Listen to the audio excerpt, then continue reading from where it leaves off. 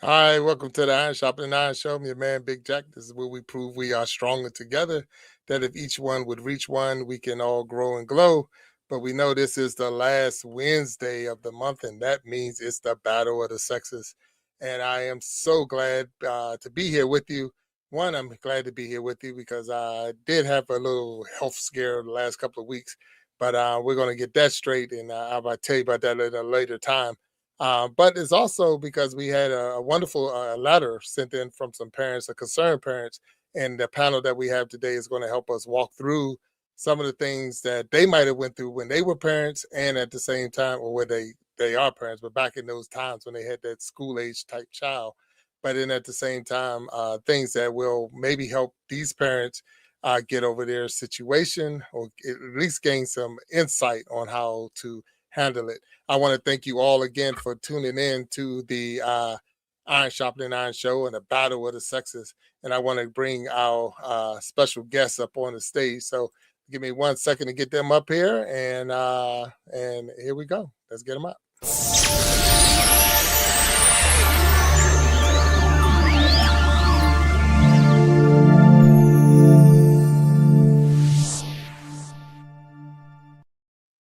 Oh, there they are. Everybody's up on the stage. Hey, how y'all doing?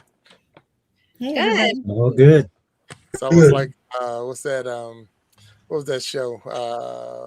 Hollywood Squares. Yeah, Hollywood Squares. pretty much would work too. So I'm gonna move some people around. Let's get some people moved around, and let me so I can see y'all. And there we go. So that better? That's better for me. All right. So welcome to the Battle of the Sexes. And I got Miss Angelina, I got Kiki, and I got Christine on the women's side, and then we got E. Lewis over there, Keith Mercer, and Doug Rome on the men's side. And today, panelists, we got a letter from some concerned parents, and I want to read you the letter. And then when I read you the letter, we're going to break it down. I got some questions for you, and then we maybe some facts and figures, and we really want to deep dive into this, and we want you to be honest. I mean, be honest. Sometimes he says mic is off, he can't hear. So Keith, can you hear me? So making sure it's your mic, not my mic. So. But we'll work on that technical difficulties going on with Keith right now, so we'll get that straight. But with that being said, I want to read the letter to you, and then from there we'll get some insight from each and every one of you on your opinions, and if it's okay to share some of your experiences, if you've been through it, if you was that, or if you went through that as a parent, you went through that as a child, or as a student, or you had a friend that went through it. It's okay to share because of the fact that we're trying to, one, help these parents that wrote the letter, and then at the same time get some insight for those who are out there, because I do believe we are stronger together, that if each one would just reach one, we can all grow, and glow. So let's get it on. So here come the letter. Everybody good? Yes. Can everybody hear me? All good. I think Mercer's still having issues. So I don't know, he's still having issues, but we'll get him straight. So let me break it down. So it just says real quick. It says, Dear Battle of the Sexes panel, we're reaching out to you, not just as viewers of the show, but as parents who are trying to navigate a situation that has honestly shaken us. We have a 15-year-old son. He's a good kid, respectful, does well in school, and for most part stays out of trouble. He's while we just recently discovered or caught us completely off guard. We found a text message on his phone showing that he was arranging to buy a vape device at school. He said the message clearly discussed money and the plan to get it. When we confronted him about it, instead of owning up on it, he denied everything and stuck to the lie, even when we showed him all the information that we had. And that was where we struggled the most. Of course, we're concerned about the vaping itself, the health risk and the influences and the environment. But even deeper than that, we're hurt. Even deeper than that, we're hurt and confused by the dishonesty. We gave him a chance to tell the truth, and he chose not to. Now we're asking ourselves, are we being too hard on him? Are we not being hard enough? Is this a typical teenage behavior, or is this something we need to address more seriously right now? As parents, we want to guide him, not push him away. We want to discipline him and not break his spirit. We want to teach him accountability, but also keep that line of trust open. We also recognize that sometimes hearing different perspectives, especially from both men and women, can help us see things that we might be missing. So we're coming to you. How should we handle this situation in a way that corrects the behavior but also builds character? What consequences are appropriate here? And how we rebuild honesty with a teenager who chose to lie even when confronted with the truth? We love our son deeply and we believe in the young man he can become. We just want him to do the right thing. Thank you for taking your time to hear our story, and we're looking forward to hearing your guidance. Sincerely, concerned parents. Boom. Okay, there we are. And I Mm. see Keith. Let me get him back up on stage. Can you hear me now, Keith? Yes, I can hear you. I went back to my phone. I couldn't. Okay, My mic wouldn't it's come all on. it's all good. So let me move you. All right. Was you able to hear the letter at all? The end of it. Okay, all right. So, all right. So let me break it down for you just real quick. So it's a set of parents who caught through text message. So that was their son setting up a transaction to buy a vape in school. So he was going through the process. They confronted him with the text message. They confronted him with all the information they had, and he opted to stay with the lie, saying it wasn't. He didn't do anything. Was he don't have anything. Not and they're concerned because of the dishonesty, but then the seriousness of the what he's getting himself into. So they're asking Yes. for our help. They're asking for our help. Okay. So to me, when I first saw this, I'm gonna be straight up with y'all. I'm like, come on, y'all, yeah, this is weak. This a weak parents, or are we being too soft on these kids, or what's going Yeah. on? Because I remember back in the day for me, but it's been a while, and I do have a teenage son. So, Yes. that's where I need your help too because I'm like, huh. So I have a couple of questions for y'all. So I heard the story. Okay. Everybody heard the story. Everybody good on the story? Yep. Yes. All right. And am I the only one that's thinking weak parents? I mean, and I know. There's a little nuance there. Okay. All right. Well, no, you're not. That's not weak parents. I'll give you an example because I'm actually in the schools and in middle schools and high schools, and that's actually a big thing right now. Mhm. That's actually a big thing on a couple of sides. Number one, it's a big thing because students are actually doing this, and even like in the school I'm in, they had a really sophisticated process too of what they was doing, and then half of it too was bullying. That's a part of bullying now too. If you're not in the in crowd, then you need to do this for the bully, and selling vapes, and that was something that the bully was actually doing. So that's like a new age bullying, something that we didn't even go through. No, this is, especially in the schools out here, I know that is a big deal. Okay. No, I appreciate your perspective on that because sometimes we don't know because you didn't experience. I mean, when I was coming through school, if you caught someone smoking in the bathroom, a cigarette in the bathroom or whatever, that was like like Yeah, a no, and that's real. yeah, So here it's still smoking, but it's almost like it's not real because the yeah, flavors that they put out there is like with the bubble gum and watermelon and strawberry and this and that. So to the kids, it's not real. It's like it's just candy, yes, and it's a $25 pop of candy because I did look that up. How much does a vape cost? And one of them I saw was $25. So you're looking at a kid that is a teenager, may not have $25 or whatever. Where do you get the money to get the vape? I know it's illegal. I did look that up. It's illegal for a kid to under 18 to actually buy vape from people. So Your now, mic's cutting out. I'm like, Yeah. all right, so under 18, it's illegal to buy them. So with that being said, how are they getting it at 15? So that's another thing that we have So I want to make sure I heard you because your mic is kind of low. But I want to go back to the question that you asked about the parents being weak. First of all, anybody that is a parent, we didn't come with instruction manuals about how to raise kids. So please, I am not being judgmental, but I think that we have a responsibility as parents to discipline our child. But we also have to know who our children are. That's not the first time that he lied, first and foremost, because most of the time, no matter what age your children are, if they feel comfortable enough, they'll come and talk to you, regardless if they're ready to feel the backlash of what's going on. In regards to that, so I'm not calling the parents weak, but I think that they have to have take on ownership or responsibility of saying that they are the parent and they must parent their child.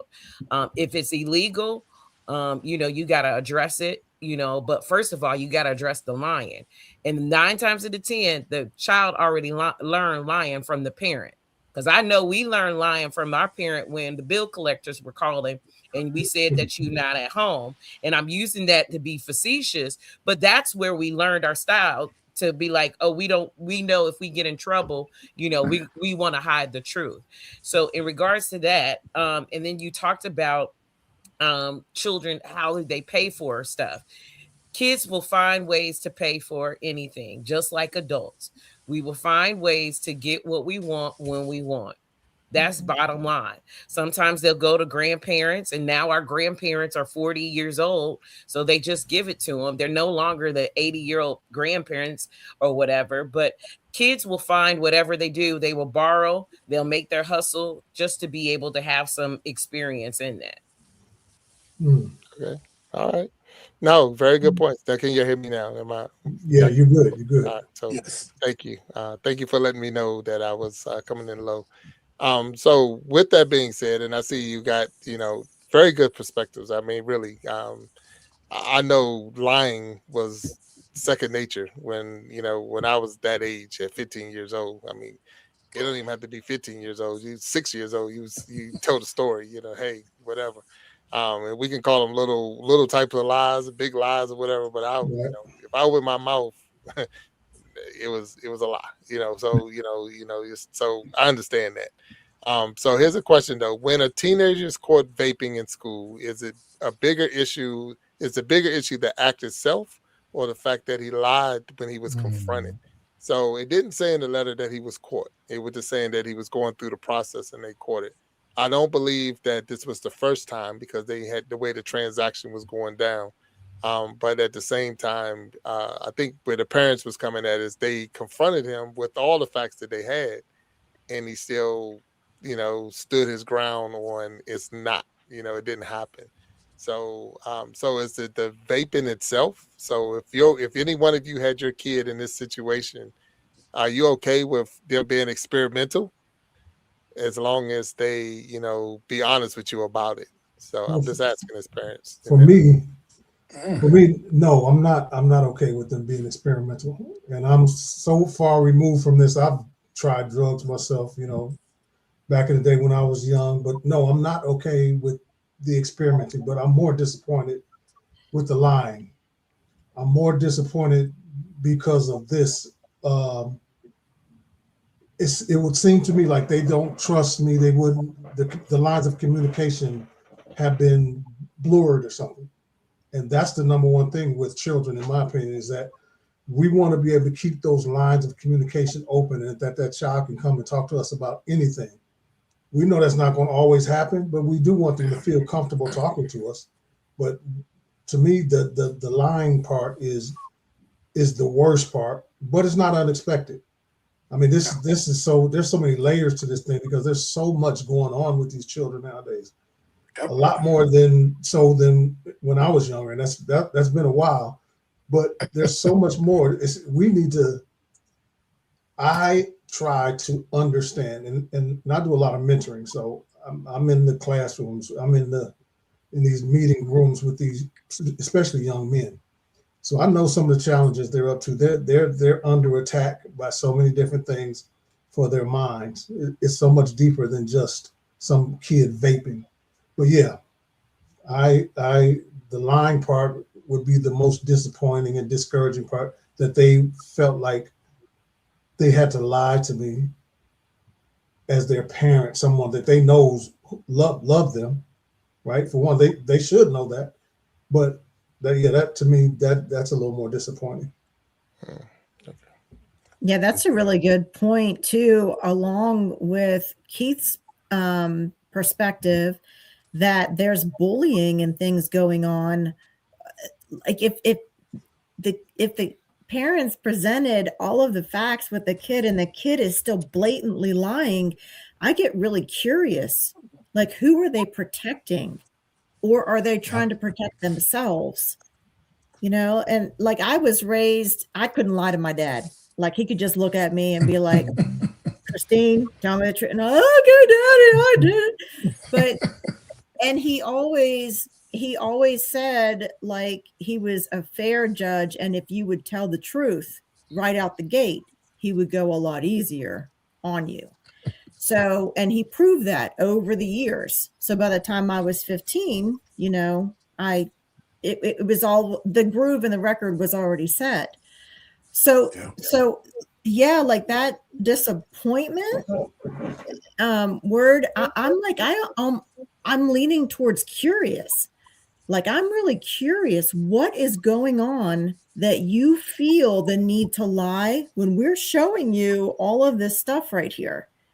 So yeah, I do think that there's a bigger picture that needs to be recognized there. And vaping, I was very against vaping with my kid growing up because there's nicotine in it and there's chemicals that go straight into the lungs. And I just to be honest, I was okay with weed and I was not okay with vaping. Right. Wow. So, but that was also that a communication in that relationship. And I was a single mom. Like, you come to me, you be honest. And when there was that leeway with the weed, when it came to cocaine or LSD, then it was an open discussion. Let's look at it. Let's research it. What are the side effects? What can go wrong? If you get caught, what happens? We did all that research together and decided, no, it's not worth the risk. So I was teaching calculated risk along with experimentation, because the kid's gonna experiment. Yes. And if we say, no, you can't do it, you can't do anything, and then we're blocking off that line of communication because they feel like they can't come to us and trust our reaction. Oh, no, thank you. Angela, it looked like you had something on your mind. I do. When I was, I work in child welfare. So I work with children that do get caught vaping and other things, but it is normative adolescent risk taking. I mean, it can be experimental, it could be social, it could be curiosity driving that behavior. I mean, there's influences of peers and their groups. And a lot of it for our kids that I work with is just belonging, because they feel already abandoned, or they have attachment disruptions. So they just want to belong. And so they're going to do anything they can to fit in. And if that includes vaping, well, they're going to do it. And it could be something else. Like Christina said, I mean, they're going to do it. And I mean, I've raised 3 kids and they're all young adults now, but they're not going to tell you everything. It doesn't matter how good your communication is or what your discipline style is. They're not going to tell you everything. And it's a parent's job to equip them with the knowledge and the understanding of what's out there, the outcomes of it if they do get caught. And also be there just to catch them when they fall, because we all know as parents, they're going to fall. They're going to need us. Yeah, no, that's a very good point that you're making. They're not going to tell you everything. You already know that. But I think a lot of times what concerns a lot of newer parents or parents right now that's dealing with this is the consequences have changed the way they were when I was in school in the 80s and things like that, where, it used to be, 1, 2, 3 strikes you're out. Now there's 1 strike. And that could be it. And that's where, it gets scarier because the consequences are that much more. And that's, I think, you know, where a lot of people run into that right there. But very good points that you all made. And Doug, I didn't hear from you, so I'm gonna drop it on you. So what's going on with you, sir? So, I think this negative can definitely be turned more towards the positive, to first establish that communication rapport with your child and just let them know that we've all been there and done that and made mistakes. But, when you be in those situations, we'd rather you be upfront and tell us what's going on as opposed to lying to us and then trying all these other things and then eventually try something could be an ultimate bad choice. But it's really, really scary. Where I live, vape shops are everywhere. And there's even one, I don't know how it got zoned that way, that's not even probably 500 yards from a high school, right? And it just seems like the proximity of it. And I mean, you'll see cartridges on the ground and things like that, but it's just everywhere. But the parents definitely have that chance to talk with their child, let them know you can tell us anything. We're going to be here for you. Like you said, when they crash and burn or something like that, you're going to be there to help them. But also just, care for them as best you can. Because like, what are you going to do? You're going to take away their phone. You're going to make them go outside and play. I mean, like, what are you going to do as a repercussion of that? So yeah. Now, it's funny you said that, Doug, because in the chat, someone says, do we make them like suck on a vape like we used to do back in the day, make you smoke a pack of cigarettes and get it out your system? So what is the consequence? Themselves, Lord Jesus. Right. So like you said, it probably tastes so much better nowadays, right? Yeah. And with that popcorn lung and everything, those chemicals and everything are going straight into your lungs. At least with a cigarette, at least you might puff and just blow it kind of out. And I know that the vape may come out through your nose. I don't know, but yeah, it's like it's candy. It's crazy. And the thing is, I'm saying I've seen kids do it, adults do it, or whatever. I've seen people at work do it, and they know they shouldn't be doing it inside either. But at the same time, they make it look kind of cool. I mean, all the smoke coming up out of them, and it's like, is it like having fun over there? So I can see where getting turned on as far as a kid seeing that, like, oh, I want to be like that, When I first seen a person blow smoke rings when I was younger, I'm like, well, that's like the coolest person out there. So I can only imagine. So here's a question for you now. Are fathers more leaning towards discipline where mothers lean toward understanding?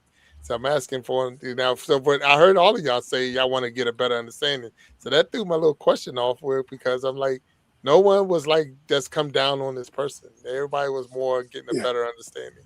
So is it a man thing where it's all about the discipline, where the women want understanding, or is it vice versa? What? It depends on the couple. There it is. Yeah.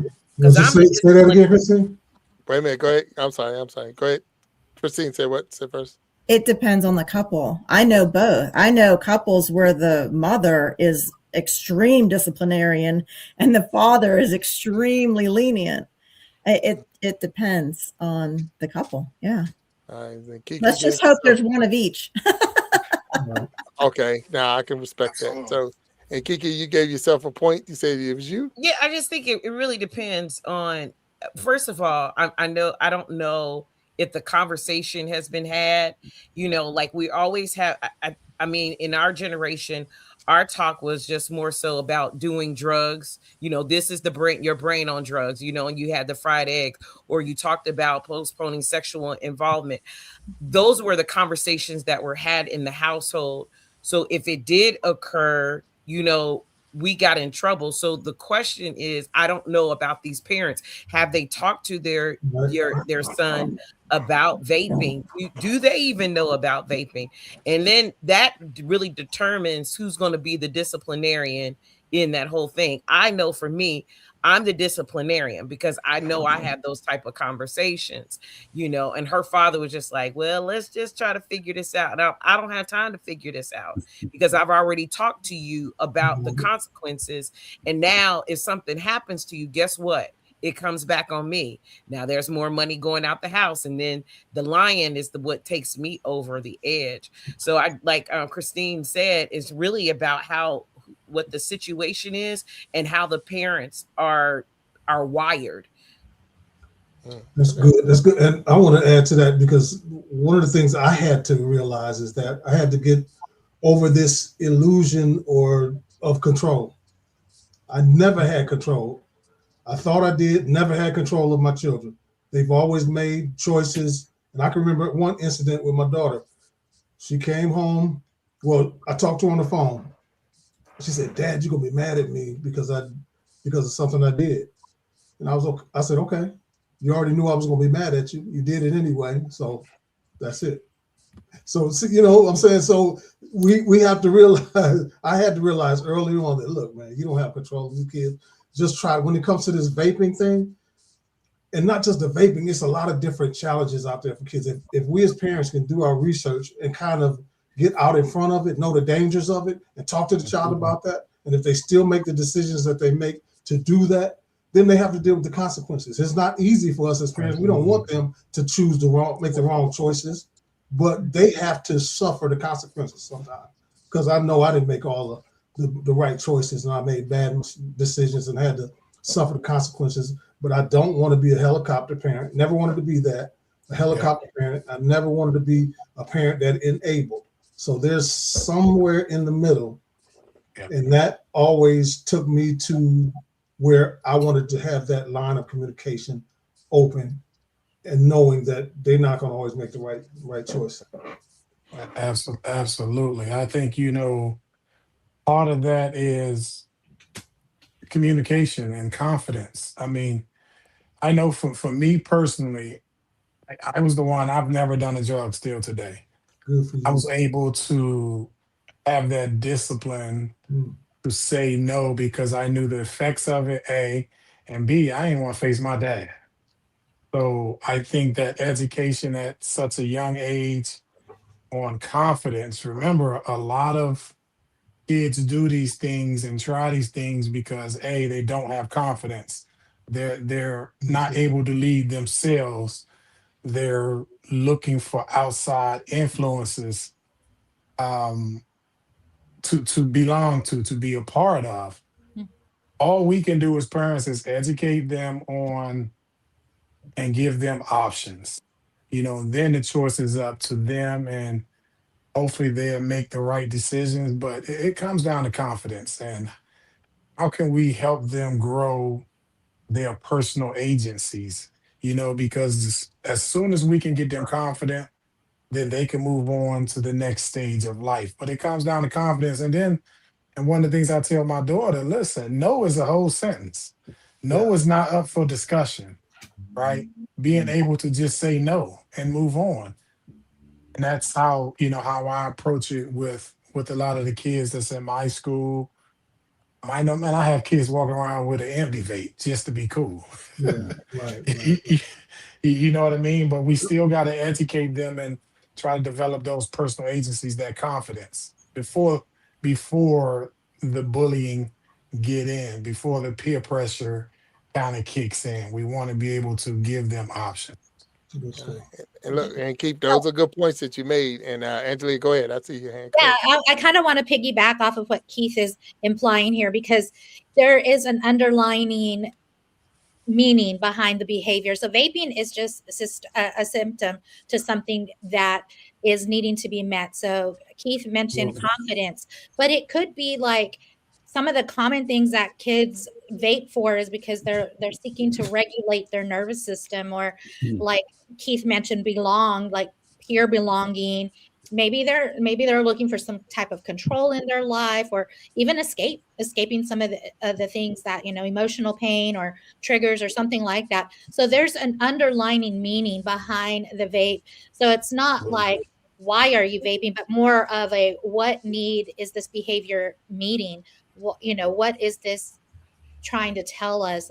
And so just kind of listening to everybody speak, a lot of what I'm hearing is the relationship between parent and child is what's important. So if you have a relationship, you're going to be able to communicate with each other, to a degree, but education is a big part of that. So not only as a parent, be educated, but also being able to educate your child in that manner of what they're doing and things like that. But it's normal for them to be curious. So allowing your kids to be curious, but as a parent, set the boundaries, because you can do that. That's where you have the control. You can set those boundaries and make them very clear in, where the limits are. So I know Christine mentioned I was okay with marijuana, but I wasn't okay with vaping. So like it gave them an opportunity to talk about other things as they started to be introduced to those situations. No, all very good points, and I appreciate all of your insights on that. And my question was, or is right now, did Just Say No helped you when you in that age bracket, and Just Say No was the motto? Did it help Mhm. you? Now Not at all. Keith said he But stayed away. back then there was what, ABC, CBS, NBC, and then Right. Channel 20 or something like that. Mhm. So whatever commercials were out there, public service, you pretty much saw it. Now there's so many different avenues for it. The kids are never going to see it really, unless it's posters in the school or something like that. Mm. But I guess it was a little still scary. And a little bit later, like with Len Bias, Yeah. his first time, and all of a sudden he dies cardiac arrest. So from where we grew up in PG County, we definitely saw too many people that were on the negative side of trying something, far too many times. No. Allegedly, Doug. Allegedly. Yeah, I know another version of that. I know. No, and if those who don't know who Len Bias was, he definitely came out of PG County High School. He was during our time in school. I remember being at a track meet when they announced that he had died. He was a Maryland University basketball player who got drafted by the Boston Celtics and went up to sign his contract with the Boston Celtics and celebrating with some friends, and he died that night. Allegedly from the first time ever using drugs, but we're not going to go all the way into that. But that is a Len Bias story. And that's what these parents are concerned with, because does it get worse? Do it go to the next level? Now, here's the thing. That child was not texting by himself. So as a parent, do you reach out to the other child on the other end, or the parent to the other child? Because there's a transaction happening on his phone. So you're the parent. What do we do? We don't do the same things that we did back in the day. I think Wait a minute. Keith, hold up. Let me see. Go ahead, Miss Kiki, and I'm gonna come to you, Keith. Oh, okay. I'm just saying we don't do the same things that we did back in the day. You asked about the drug. Just say no. I think my just say no was my father or my mama finding out. My household was guided by the disciplinarians of my parents. In that factor, I was scared of them. I mean, but when I got an adult, I just think it was just that you kind of test the waters.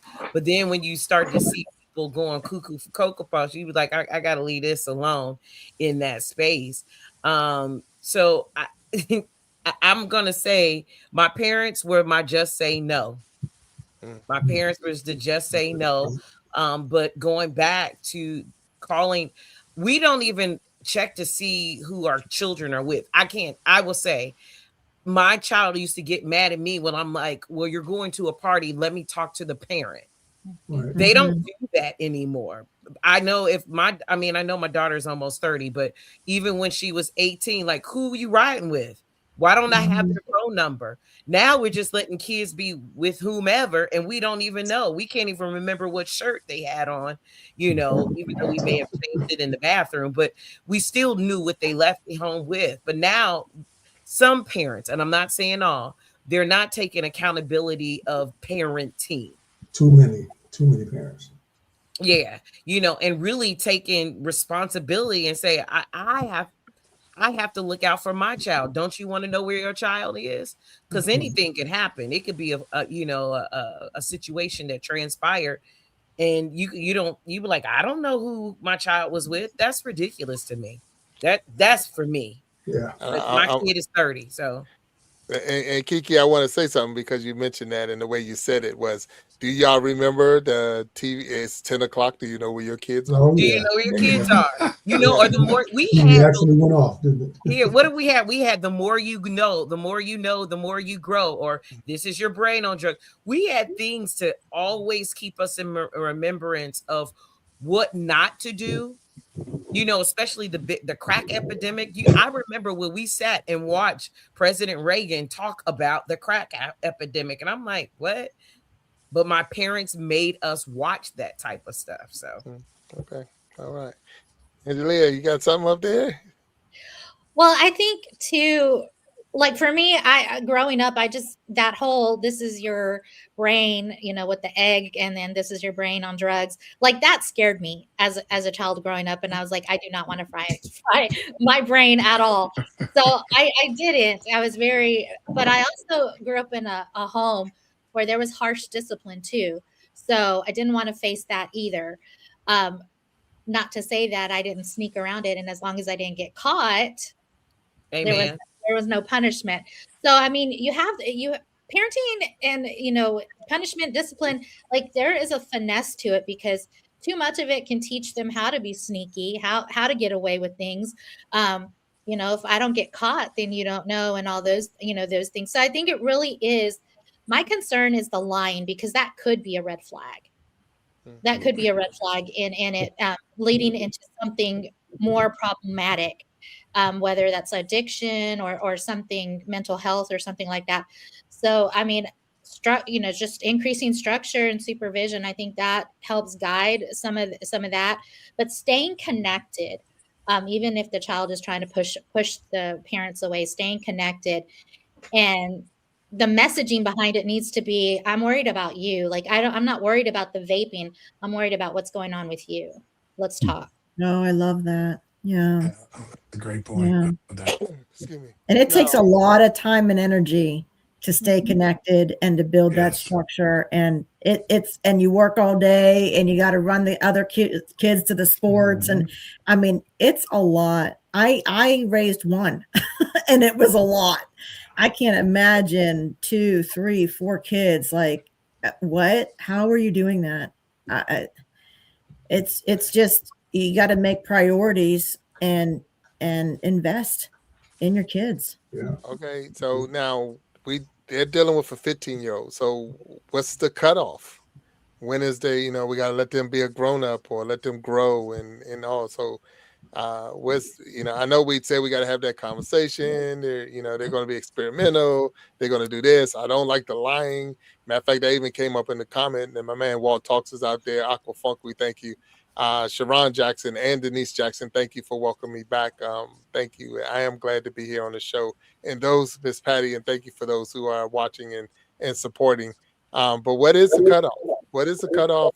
Is 15 too much? Or, I mean, when I look, Big Jack wasn't no little Jack when it was 15 either. So you're not going to just run up on me. so you can talk all that discipline, but I was 230 at 15. So I'm just letting you know right now. So it was a walking muscle. So how do you combat that as a parent? I mean, I respect my mom. Not at 15, at 3. You start that at 2 and 3 years old.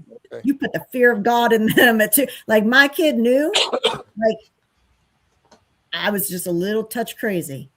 Just a little touch. Like just enough to be scary. Just enough to be scary. If I had more than one, I might have had to be worse. What was crazy for me as a kid, I was more scared of my coaches than anything else. I was scared of disappointing them, so that I couldn't start a basketball game, or I couldn't play baseball, or I couldn't go to practice or something like that, and then had to deal with the parents after that. So I was always scared about the repercussions of doing anything, not being able to do what I love to do. And that's where maybe you have to think about, taking away some of the things that they enjoy doing, just to continue that conversation or start conversation about things, so that way you don't find out later. When I got to this age, shows it takes a village, right? But when I got to this age, that 14, 15, that was my punishment. My mom be like, you can't go to the game. And that was I would hand her belts, and anything else, whoop me, get it over with so I can go to the game. Yeah, exactly. Do that, get it over with. But so that was her go-to. So I mean, that's great if you got an athlete or someone has something, but a lot of times, and what I see with some of the kids I even see, they don't care. Right. It's like, you can't take nothing from me because, oh, well, take my phone, I go to my tablet. Take my tablet, I go to this. I mean, they take computers to school. So they're going to get the access. What are you going to do? I mean, so Maybe I'm wrong. Help me out, somebody in here. I know somebody got an answer for me on that. Angelique, go ahead. I see it. Yeah, so I'm just gonna say it really boils down to the relationship you have with your child, because your relationship is what gives you the influence over what they do. The more you talk, and Christine said it. I mean, you start at the age of 2 and 3. You build that connection with them, and you stay consistent, because sometimes it's easy to go, okay, this time I'm going to let it slide, but then it becomes more problematic. And then you're like, oh no, now I've got to do something about it. No, you need to stay consistent through it all. And again, just being clear about what's acceptable in your home and what's not acceptable, and then giving the why behind it, because I like to know why. I know our kids like to know why, not just the I said so. Oh, you didn't grow up in my house. My house. Oh, I probably did. I probably did. Yeah. Why? I wish I would say why. I know that's right. I have my mouth washed out with soap when I question. So, Oh, gotcha. So now, because of the discipline, did it meet the charge, and that why sometimes kids won't confess because of the fact that we were a little too hard? And like, dang, all I said was no and why, and I got tore up. So I know I ain't gonna tell you I vaped or did anything else. So what about that as parents? Was that a I know the fear of God, but would that cause me to tell a lie? Yes, I 100% I would lie about it. So I guess it could go the other way. But I think I want to go back to something Kiki said a little earlier.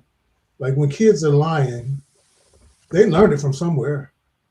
They learned it. They learned it from somewhere. What are we modeling for these kids? Not just that do as I say, not as I do. That does not work. We got to get past that. That doesn't work. So there's so much to this. Like I had to stop saying these kids are bad. These kids are bad. No, a lot of times it's the parenting is bad. A lot of times the parenting is like Christine said. I think that was Christine about you have to pay attention to your kids. You have to pay attention. You can't, if we working 2 jobs to make ends meet, guess what? We need to move somewhere else where we can afford it, where it's more affordable or something. Because the kids are worth it. We see the challenges the kids have right now. But at the same time, us as parents, we're in unfamiliar territory too. These kids, they have the internet, all this social media stuff, these different challenges that they face in school, trying to fit in. All of us wanted to fit in. Nobody wants to be the outsider. And sometimes that's where it goes. Okay, we got to smoke a little weed because I'm with this group. If not, they're going to dog me out. They're not going to want me to be part of the group. Maybe it turns into vaping. And gateway drug, that's a real thing. Some kids start off with the weed. They start off with the pills. They start off with the cigarettes. Then they go, next thing you know, they're doing cocaine. They're doing, but the parenting, like I said, we do have to model that behavior. They're watching us, and we just got to hope and pray for the best. Now, and thank you on that, Eric. And I know Miss Kiki made the comment, we do not come with instruction manual on how to be a parent. So that makes it a little tough too. Here's a question though. Do we or have we over the years set it up for kids to make the mistakes or go the route that they go? Because I remember when marijuana was illegal and all I kept hearing from everybody is how it should be legal. And it's just natural, grows in the ground and all the stuff that we can say about it to say why we should be able to do it. And now it is legal. And so we pushed that direction. We made it, so what's wrong with it? They sell it in the store. Why can't I have it? They sell alcohol in the store. They sell cigarettes in the store. So what makes it wrong, parents, that just because I got it at 15 instead of waiting until I was 18? Why do you want it so bad? And that goes to, I've heard there's a behind the scenes. There's something else that might make me get to that point. But at the same time, I think it's about maturity. I mean, I'm not trying to be funny. I mean, the level of maturity for individual or children, young adults to actually handle it. I can't say that it's wrong. I can't say that it's right. I've just heard from being educated about what vaping can do, and that's even for to adults as well. But I think even with people that are able to get alcohol, some people don't need to have alcohol, so I think it's about the maturity of the young person. How I think it goes back to Angelina about why do you need to have this? Why are you desiring this? Is it to be part of the cool kid club, or is it because you are suffering from mental illness that you are chasing after this, because you want to have some Relief. drown out things in your mind? Because we also have to be realistic about that.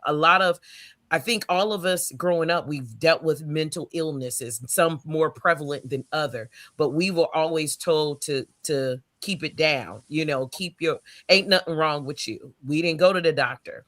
But now mental illness is on the rise with our young adults because of things that are happening socially. They are now socially awkward because they don't learn how to communicate. So I think a lot of things that are surrounding our young adults or young kids, it has to do with the lack of things that we were surrounded with. We had our neighbors discipline us. Miss Mary next door, she saw you do that, and then she came to get you, then you got in trouble at home. So I think the lack of community, not for everybody, but the lack of community has diminished. We don't have a community anymore. It's like you go, you handle your kids, don't take care of mine, but let my mama do it. She'd be like, girl, I'm gonna get your kid and then I'm gonna get mine. I like that, Kiki, because it isn't just a me problem; it is a we problem. Like we're in the schools, it's happening. It's happening with our young kids. I like that. Very good points. Now here's one for you. Now we getting on this kid for vaping, and I know a lot of you say you work in the schools, you're working with kids, you've seen this and all, but they send kids now to school with probably 3 or 4 different types of medication to get through the day. But yet you're getting on me for vaping. I got this to slow me down, this to speed me up, this to calm me, this and that. So are we already setting them up for failure just by the medication that we're providing? And I know that's a doctor thing. I know we talk about mental illness, we're talking about a lot of these things. But Angelina, you made a very good point, and I'm glad that you hit that. There's some there's some hidden secrets or hidden issues going on that we're not addressing, and we're addressing them in different ways. And I know, Keith, in the schools, there's no way that you're not seeing that I would say they're not pill heads. They're just taking prescribed medication, but it's to get them through the day. And what are we creating? And that's the parent thing. And I know they didn't write that in the letter. I just want to throw that out there because it is real, just as real as everything else. So go ahead, anyone. Well, I got a comment. That starts at home. I think one of the things that Kiki said, I totally agree with. We are at a point now to where parents think that, and they are allowing the schools to raise their kids. No, it starts at home before school. And we as parents know, like when you talked about the just say no to drugs, I get that, but we need to give them something to say yes to. We need to model some things. We need to help them at an early age develop some coping skills, develop some of these personal agencies so they're able to cope. We have to give them some options, whether that's, extracurricular activities. And, for us, it was at the church. But we got to give them options. We can't just say to them, well, okay, pills, let's just do pills, or, let's just do weed. No, how can we give them options? Because remember, we only have them until they're 18. So our job as a parent is to prepare them for this world. And that's those hard conversations. And even as a male African American dad, I had to look in the mirror and dial back some of the things that we dealt with, as opposed to like my voice. Those are some of the things we got to give them some coping skills to be able to adjust. I had a coach that always said the great ones adjust. We can't allow our kids to just accept, hey, this is just the thing to do. No, I know this is wrong, so these are my options. I can move forward in a positive way. And I had parents that role modeled it for me. I mean, that's important because kids watching. We don't think they're watching, they're watching, right? And they're actually smarter than we was at this age. You know what I mean? So we just got to get to know your kids. I know my daughter's behavior, whether they had a good day or bad day. Get to know your kids and stop letting someone else raise them. You know what I mean? Raise your kids. Kiki, you said you was gonna hold off on this one, or but Yeah, well, my thing is, I think a lot has to do with parents and pharmaceutical companies, because you were talking about going to pills, and things of that nature. Some I think most of the time, because we as parents don't want to deal with the real issue, we just want to allow the pharmaceutical or the doctors just to give it, just to cover it up, but not really dealing with the whole issue. So some of this is on us as parents, and some of this is just pharmaceutical companies just selling stuff, and also other agencies. And I'm just using it as an example. We don't do our due diligence to really do our research on what medicines, because you remember, I think even back in the day, we didn't take as much antibiotics. It was just like your mama said, take some ginger ale and some onion on your feet and you were healed instantaneously. But now we have these medicines that are it can make you blind for just taking whatever X, Y, and Z. You like, wait, I just cracked the nail. What is going on? And I'm being facetious in that moment, but we as parents, we have to look at the behavior and say, is this something that we can try to fix by spending more time with them? Then we can go to the doctors and pharmaceuticals, because most doctors are getting kickbacks. Let's be real about the issue. So some of this is more parent issue, but some of this is just like, oh, there's a pill for it. Let's fix it from that standpoint. Because I just can't believe that everybody has ADHD. Everybody suffers from. I can't believe everybody is suffering. I can't not believe that everyone is suffering. Yes, we're going through some things, but I think it was you more coping skills. I think he was talking about having coping skills. Okay. Now, and I know, I mean, I'm gonna say we off from what the letter said, because they talk about finding a text message and their kid is, making transactions. And as they were talking about that, and I'm gonna move you over, Keith, as they were, and I'm reading the letter, I'm sitting there thinking, back when I was younger, it was like a crackhead. He's gonna be taking the VCR and the DVD next and trying to get this $25 or whatever, because that's what they do. And I'm more afraid, because, like I say, that's where the separation comes. Because if you're lied to me about why you're doing it, when I have all the facts, I'm sitting here looking at it, and I might not know, like Angelia said, you might not know all the back details and this and that, but you do know that you was on your phone texting somebody, making a transaction to buy a vape. So we got this, and you're going to still look me dead in my face and tell me, no, that didn't happen, as if I'm ignorant. So that's the insult right there. So that, to me, as a father, that's like the biggest slap in the face. It's like, I'm sitting here looking at you, talking to you, and trying to respect you, and you're going to disrespect me right in my face. So that right there is where the line gets drawn, more than the situation itself, because it's like, if you're lied to me about this when I know the facts, then you're definitely lied to me if something was real, and I can't protect you. So that's where the fear comes in as a parent. I can't protect you because of the fact I can't tell if you're telling the truth or telling a lie. And like Keith said, I can point it out with my kids, but as you get older, you get better, So, and it is. So Square up. I'm just playing. No, square up. That's it. That's what I'm saying. Yeah, and that's how you standing. And when you're dealing with a 15-year-old or 16-year-old, 17-year-old, you're dealing with a young adult. I mean, in a sense, they're not, they're like I say, 1 year, they're 18, even though you might be able to cover them on your insurance till they're 26. but still, that's a kid, and that's a kid, but that's a young adult.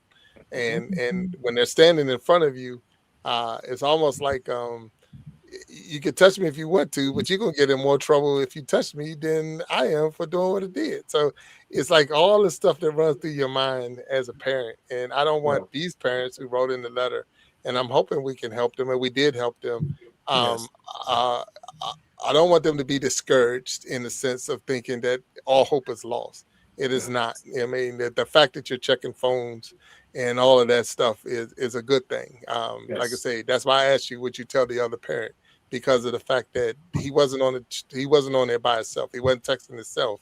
So there's a transaction. It didn't even say who was making the transaction. Their son could be the one selling the vape. So that's something else we didn't catch. So I don't know. And then that's what Keith came in with the bullying, because someone else could be having you go in there selling this stuff to the school. So it's so many different things that we don't get and we don't know. But at the same time, that's what you're trying to we're trying to get across to the people. Say, hey, it's not over. Get a better, I'll say a better relationship, but have a stronger relationship with your kid. Get to know them, as Keith say. Give them an option that you don't have to vape. It's funny that we're talking about this because I'm 55 years old, so I'm 55. But youngster. Yes. But I remember being on a golf course with some of my golfing buddies, and they all smoke cigars. So if they hit a birdie, they pull a cigar out and they all smoking. But they won't let me smoke because I've never smoked a cigar. And man, don't even get down there. I'm 55 years old. So I'm like, but it's like, hey, I got a birdie too. I want to, but it's like, don't, like, dude, this ain't good friends. That's what first good of all, friends do. you're too big for us to carry you off this course. So when that cigar get to you, so I'm like, is it that bad? And because of that, just the way they break it down to me like that, I stay away from it, and I've never tried it. So that's, like I say, good friends, and I appreciate that. So and you're saying I'm a bad influence on you? Is that what you're saying? See, I didn't call nobody's name out. See, he does call himself out, right? Okay. You just play with bad golfers that never get birdies. You don't have to worry about smoking cigars.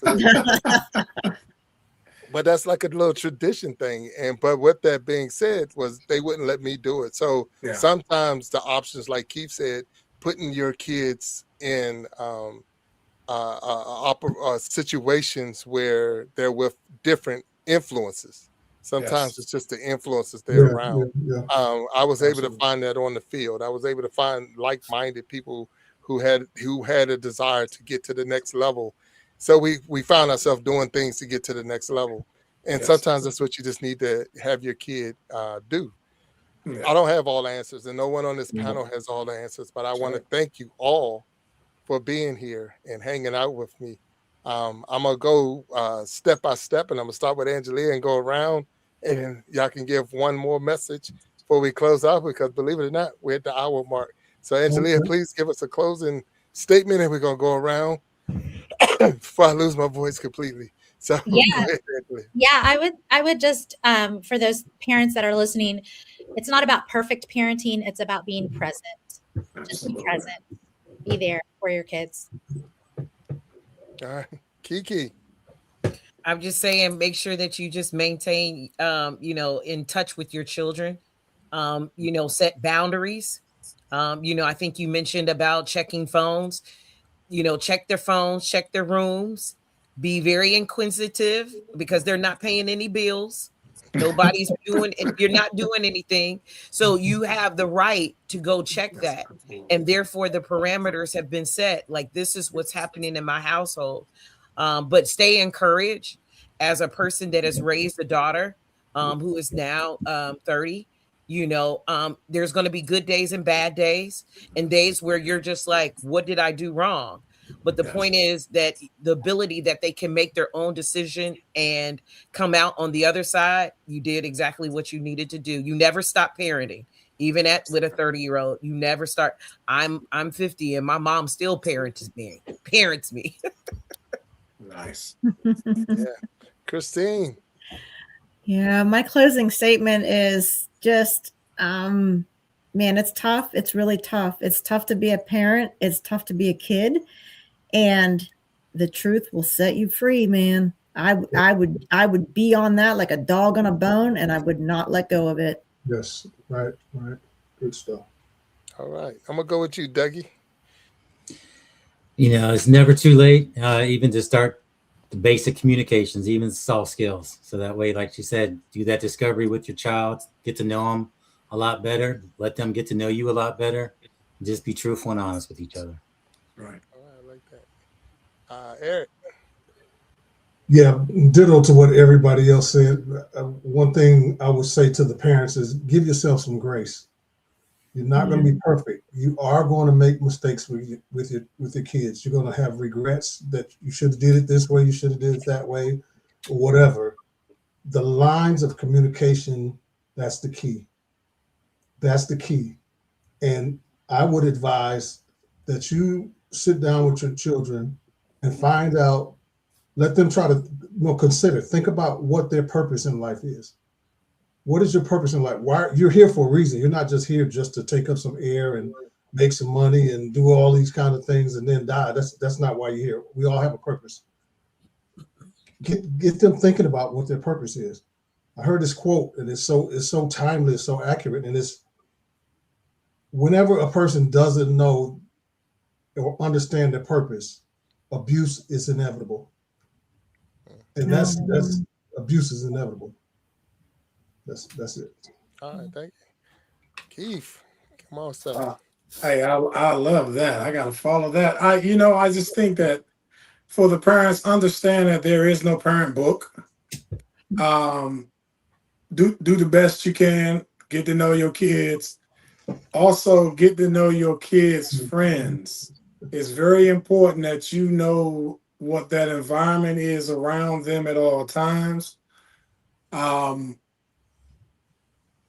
Set those boundaries and stand 10 toes down.